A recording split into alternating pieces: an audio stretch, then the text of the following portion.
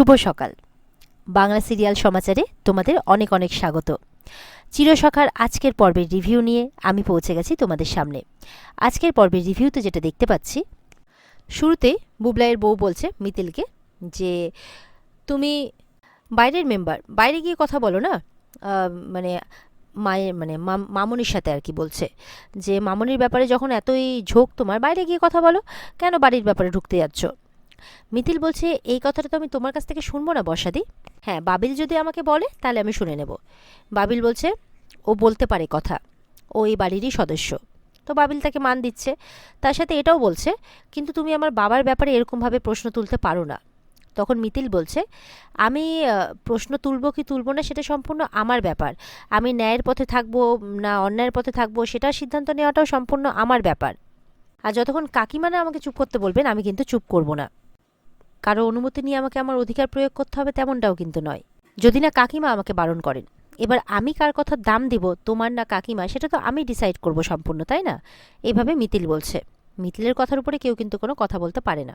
ওদিকে কুর্চি বলছে তার দাদাকে যদি তোমার কিছু মনে পড়ে থাকে তাহলে তো বলে দাও না। কুর্চির দাদা বলছে আমার যতটুকু মনে পড়ছে ওই হোমে আমাকে একটা ঘরে রাখা হয়েছিল, সেখানে একটা খাট ছিল, একটা টেবিল ছিল, একটা বোর্ড ছিল, যেখানে বোর্ডে অনেক কিছু লিখতো ওরা আমার জন্যে, কতগুলো এক্সারসাইজ দিয়েছিল, এরকম নিয়মগুলো সব লিখতো আর কি। আর আমার স্মৃতিটা যাতে ভালোভাবে ফিরে আসে এই আর কি। তখন তার বউ বলছে কমলিনী, আচ্ছা আচ্ছা কেন, তোমার তো এখন পুরোপুরিভাবে স্মৃতিটা ফিরে চলে আসার কথা, তাই নয় কি? বলছে দেখো আমার বস্তুগুলো মনে পড়ছে কিন্তু মানুষগুলো নয়। তখন বলছে তাহলে আংটিটার কথা তোমার কি করে মনে পড়বে? বলে আরে বাবা, আংটিটাও তো একটা বস্তুই হলো, আমি তো বস্তুর কথাই বলছি যে সেগুলোর কথা মনে পড়ছে, কিন্তু মানুষগুলোর মুখ আমার মনে পড়ছে না। বলছে আংটিটা কে পরিয়ে দিয়েছিল, কি তার নাম, কি পরিচয়, আমার কিচ্ছু মনে নেই, সব কিছু আবছা আবছা। বলছে সেগুলো আমার মনে থাকলে না তোমার কাছে বারবার আমাকে অপমানিত হতে হতো না। এরপর তার মাকে বলছে মা আমি তো বলছি আমি এই বাড়ি থেকে চলে যাচ্ছি, আমার ভালো লাগছে না। এরপরে বাড়ির বয়স্করা বলছে তুমি তোমার বউয়ের কথা শুনে কেন এই বাড়ি থেকে চলে যাবে, এই বাড়িটা তো তোমার। তখন চন্দ্র বলছে, চন্দ্রের বন্ধু আর কি, স্বতন্ত্র বলছে আমাকে কেন ডেকেছিস বলতো? তুই তো জানিস যে আমার ইনস্টিটিউট আছে, সেখানে আমাকে বাচ্চারা আমার জন্য ওয়েট করে থাকে, সেখানে আমাকে তাদের দায়িত্ব নিতে হয়, পড়াতে হয়, তো তুই কেন ডেকেছিস? তখন বলছে চন্দ্র, বলছে দেখ নতুন, আমার কাছে তো এটা অনেক বড় একটা জীবন মরণ সমস্যা, আমাকে ঠক জোচ্চোর প্রতারক বলে প্রেজেন্ট করা হচ্ছে বারবার, আমি তো কিছু মনে করতে পারছি না, তাতে তো আমার দোষ নয় বল, আমাকে বারবার কাঠগড়ায় দাঁড় করানো হচ্ছে, আর সেটা করছে কি আমার নিজের স্ত্রী। বলছে এতে তো আমার খারাপ লাগে রে। নতুন বলছে স্বাভাবিক, খারাপ লাগাটাই স্বাভাবিক, যদি না এটা মিথ্যে হয়, এটা যদি সত্যি হয়ে থাকে তাহলে খারাপ লাগারই কথা। আমি বৌঠানকে বুঝিয়েছি, কিন্তু বাকি সিদ্ধান্তটা তো বৌঠান নেবে, বৌঠানের ভালো মন্দটা বৌঠান নিজেই ভালো বোঝে, এখানে আমার বলাতে তো কিছু কিছু এসে যাবে না। চন্দ্রর মা বলছে এখানে আসলে উস্কানোর অনেক লোক আছে, অনেক লোক। তখন কমলিনী কাকা বলছে হ্যাঁ আপনি আমার কথা বলছেন তো, আমি উস্কাচ্ছি, মিতিলকেও বলতে পারেন, আমি হয়তো ওকেও প্রভাবিত করছি, এটাও আপনি বলতে পারেন, আপনি সিনিয়র মানুষ, আপনি সিনিয়র মানুষ বলতেই পারেন। তবে হ্যাঁ এটা সত্যি যে আমি উস্কাচ্ছি, আমি আমার ভাইজিকে ছোটবেলা থেকে শিখিয়েছি যে সত্যের সাথ দিতে, সবসময় সত্যি কথা বলতে, কখনো মিথ্যের সাথে না থাকতে। আমার ভাইজি যাতে সেই শিক্ষাটা ভুলে না যায়, যদি না ভুলে যায় তাহলে সেটাই আমার অহংকার। আর হ্যাঁ আমার ভাইজি অন্যের সাথে আলোচনা করে যেই উত্তরগুলো পাচ্ছে না, আমার সাথে আলোচনা করে যদি সেই উত্তরটা পায় আমাকে তো সেই সাহায্যটা করতেই হবে। কমলিনীর ভাইয়ের বউ বলছে যে কাকাবাবু আপনি যা বলছেন ঠিক বলছেন, কিন্তু আপনি যে ওকে এই সিদ্ধান্ত নিতে বলছেন, এরপরে ও কোথায় যাবে? ওর কি যাওয়ার কোনো জায়গা আছে? দেখুন বাপের বাড়িতে তো যেতে পারবে না, কারণ ওখানে ওর ভাইয়ের বিয়ে হয়েছে, বউ আছে, মেয়ে বড় হয়েছে, আর ওটা তো এখন শুধু ওর বাবা মার বাড়ি নয়, বলুন আমাদেরও বাড়ি, এইভাবে বলছে। তখন কমলিনীর কাকা বলছে ভাবলে কি করে, ওর দাদা বৌদি ছাড়া ওর আর কেউ নেই, ওর ভালোবাসার মানুষ অনেক আছে, ঠিক তারা তাকে দেখে রাখবে, আর সেটা তুমি খুব ভালো করেই জানো। ওদিকে সেই ভদ্রমহিলা আর সেই মেয়েটি এই চন্দ্রদের বাড়ির খোঁজ করতে করতে কিন্তু চলে আসছে। মেয়েটি বলছে মা আমাদের যাওয়াটা কি ঠিক হচ্ছে? আমি না একদম আসতে চাইনি, আমরা এখানে কোথায় থাকবো বলো তো, সেই তো হোটেলে গিয়ে উঠতে হবে, আমাদের কাজটা কি আদৌ হবে আমরা যেই কাজে এসেছি? বলে দেখ আমাদেরকে তো খোঁজটা চালাতে হবে না। বলছে আমাদেরকে যদি ওরা বাড়ি থেকে বের করে দেয়, বলে কেন বের করবে, ওরা তো ভদ্রলোক, আমরা তো শুধু খোঁজ নিতে যাচ্ছি মাত্র, এইভাবে বলছে। মেয়েটির মা বলছে তুমি একদম চিন্তা করো না, সব ঠিক হবে, এই বলে তারা খোঁজ করতে করতে এগিয়ে যাচ্ছে। ওদিকে কমলিনীর ভাইয়ের বউ বলছে না আমি মানছি আপনি ওর একটা থাকার ব্যবস্থা করে দেবেন, তো আপনি কি ওর একটা চাকরিরও ব্যবস্থা করে দেবেন নাকি? সে না হয় ও আপনার টাকায় খেলো, কিন্তু সেটা কি ওর কাছে খুব সম্মানের? স্বামী ছেলে মেয়েদের ছেড়ে থাকাটা কি সেটা সম্মানের হবে? তখন প্রাঞ্জলবাবু বলছেন যে তোমাকে ও সম্মান অসম্মান নিয়ে ভাবতে হবে না। ও সম্মান অসম্মানটা নির্ভর করছে চন্দ্রের বলা না বলার উপর, মানে চন্দ্রের সত্যি মিথ্যা বলার উপর। মিঠি বলছে, আচ্ছা মা, একটা মানুষ অসুস্থ, অসুস্থ অবস্থায় হয়তো সে ভুলে গেছে, আস্তে আস্তে তার মনে পড়বে, তুমি প্লিজ এরকমটা করো না। আর মিতিলদি, সব হোমের ট্রেস তো ফোনে পাওয়া যায় না, হয়তো ওটা কোনো ছোটোখাটো হোম, হয়তো সেরকমভাবে পাওয়া যাচ্ছে না। তখন মিতিল বলছে, তা বলে যে ওটার কোনো অস্তিত্ব নেই এমনটা তো হতে পারে না। আর অতটা ছোটোখাটো জায়গায় যে বড় বড় মাপের মানুষেরা যাবে, গিয়ে সেখানে সোনার আংটি গিফট করবে, এমনটাও তো হতে পারে না। বলছে, কেন রে মিঠি, তোর অস্বাভাবিক লাগছে না? বলছে, আমি শুধু আমার বাবাকে বিশ্বাস করি, তারপর অন্য কেউ। আমার বাবা যদি বলে যে এসব সত্যি হয়েছে, তাহলে আমি সেটাই বিশ্বাস করব। বাবিল বলছে যে মা, যদি কোনো কিছু মানে ভুল বোঝাবুঝি থেকেও থাকে, কিংবা হয়তো বাবা কিছু ভুলে গিয়েও থাকে, তো তোমরা নিজেদের মধ্যে কথা বলে সব কিছু সলভ করে নাও না।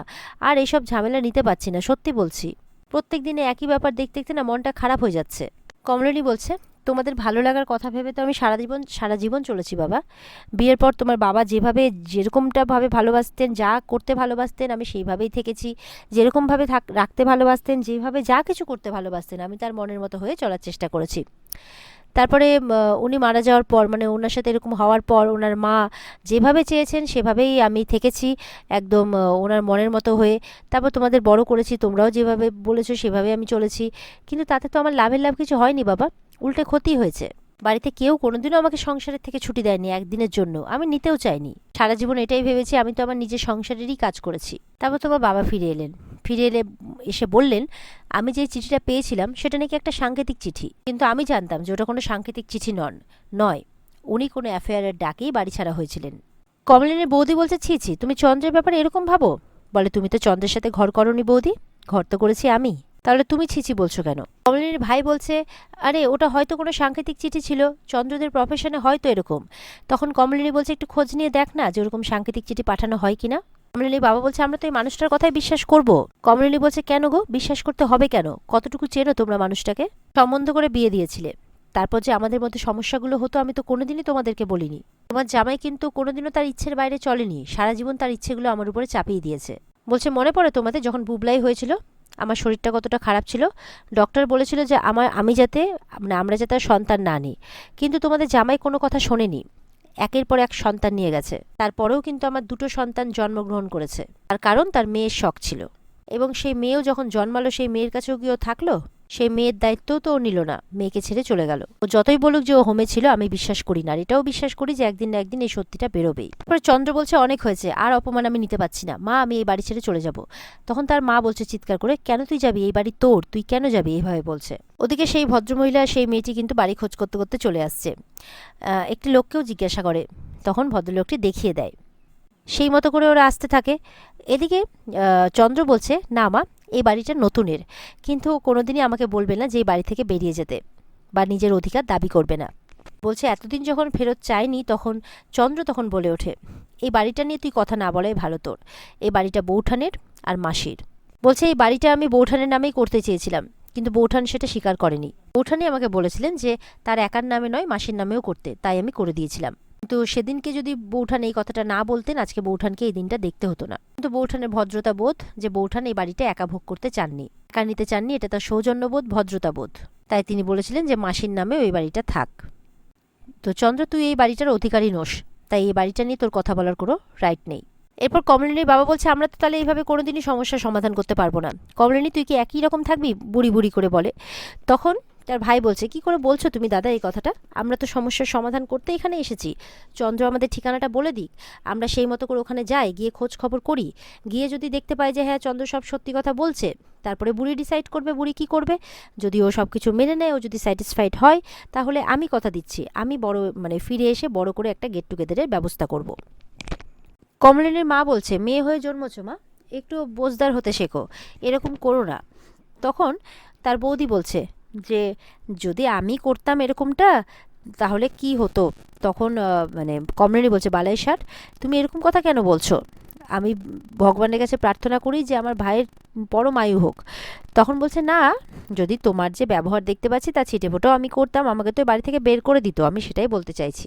তখন কমলিনীর মা বলছে, আমার মেয়েটারও না যথেষ্ট বয়স হয়েছে, তাই যে কোনো কিছু তাকে বুঝিয়ে গিলিয়ে দেওয়া যাবে না। চন্দ্র বলছে, আমি তো অনেক বোঝানোর চেষ্টা করলাম, এরপরেও যদি কমলিনী না বোঝে তাহলে আমি বলবো যে অধর্ম করছে। তখন বুবলাই বলছে, মা কি ধর্ম অধর্মের কিছু বোঝে নাকি? মার ভবিষ্যৎ নিয়ে কোনো চিন্তা নেই, যে ভবিষ্যতে মার আরও বয়স হবে, তখন ছেলেমেয়েরা পাশে থাকবে কি থাকবে না, যে পাশে থাকবে একটু তাকে নিয়ে ভাবি, মার এইসবের কোনো চিন্তা নেই। মা ধারও ধারে না, মা শুধু নিজের বর্তমান নিয়ে চলতেই ভালোবাসে, এইভাবে বলছে। বর্ষা হাসতে হাসতে মিনমিন করে বলছে, কেন সরিয়ে দিতে চাইছে সেটা তো সবাই জানে। তখন মানে নতুন বলছে, তাই বুঝি, তুমি জানো বুঝি যে কেন সরিয়ে দিতে চাইছে? বলে, সেই সব কথার মুখে আনতে চাইছি না। বলে, ও আচ্ছা আচ্ছা, তাহলে যেটা বলতে পারবে না সেটা বলবে না, আর যেটা বলতে চাইবে সেটা দায়িত্ব নিয়ে বলবে, বুঝতে পেরেছো? এইভাবে বলছে। আর যদি দায়িত্ব নিতে না পারো তাহলে সেই আলোচনাতেই ঢুকবে না। তখন বর্ষা চুপ করে যায়। বলছে, ছাড়ো না নতুন কাকু, কার কথা ধরছো তুমি, যে কিনা তোমাদেরই দয়া এই বাড়িতে ঢুকে আবার নতুন করে সংসার করছে, সে কেমন মানুষ তাকে এতদিনেও বোঝোনি? মিতিল বলছে, আঙ্কেল আমি আপনার সাথে একটা কথা বলছি, যেহেতু আমি কাকিমার সাথে কথা বলেছি সেই বেসেই বলছি, যে যতদিন না আপনি 20 বছরের একটা হিসেব দিতে পারছেন, পরিষ্কার হিসেব, ততদিন পর্যন্ত কাকিমা আপনার সাথে সংসার করবে না। আচ্ছা, আপনি বলেছিলেন আপনার স্মৃতি ধ্বংস হয়েছিল, কিছু মনে পড়ছে না, কিন্তু তা সত্ত্বেও আপনি কোনো কোনো কথা বলে ফেলছেন। আর ওদিকে কিন্তু তাদের বাড়ির গেট অবধি পৌঁছে গেছে সেই ভদ্রমহিলার মেয়েটি। বলছে, আপনার এই সন্দেহজনক ব্যবহারের জন্যই না কাকিমার একটা সন্দেহ হচ্ছে। আমি অনেক ছোট আঙ্কেল, তবুও কথাটা বলতে বাধ্য হচ্ছে, আর আপনার সাথে যে সম্পর্ক আছে সেটা রেখেই কথা বলছি। মিতিল বলছে, আপনি যেটাকে সাংকেতিক চিঠি বলছেন সেটা কিন্তু কোনো সাংকেতিক চিঠি নয়, সেটা একজন মহিলার লেখা চিঠি আপনাকে, আর যেই মহিলার সাথে আপনার অ্যাফেয়ার ছিল বলে কাকিমা মনে করছেন। তারপরে এই 20 বছর পরে আপনার হঠাৎ ফিরে আসা, কেউ কি একবারও ভেবে দেখেছেন এখানে যারা যারা উপস্থিত আছেন, দাদু ভাই সবাইকে বলছে এক এক করে, বলছে তোমরা যারা কাকিমাকে বোঝাতে এসেছো, এত ধাক্কা সহ্য করার পরেও কিন্তু কাকিমা কোনোদিনও তোমাদেরকে সেই কথাগুলো বোঝাতে আসেনি। যে তার ছেলে মেয়েদের সাথেও শেয়ার করেনি, কেন জানেন? কারণ ছেলে মেয়েরা জানলে লজ্জা পেত। আর সেই সময় কিন্তু দরজায় কলিং বেল বাজাচ্ছে সেই ভদ্রমহিলা আর মেয়েটি। সবাই তখন দরজার দিকে তাকাচ্ছে যে এই সময় কে এলো। আর এখানেই আজকের পর্ব শেষ হয়ে যায়। তো বন্ধুরা, এই ছিল আজকের পর্বের রিভিউ। ভালো লেগে থাকলে পর্বকে লাইক কমেন্ট করে জানাতে ভুলবে না, আর আমাদের সাথে জুড়তে চ্যানেলকে সাবস্ক্রাইব করতেও ভুলবে না। দেখা হচ্ছে তোমাদের সাথে আগামীকালকে। সবাই ভালো থাকবে। টাটা।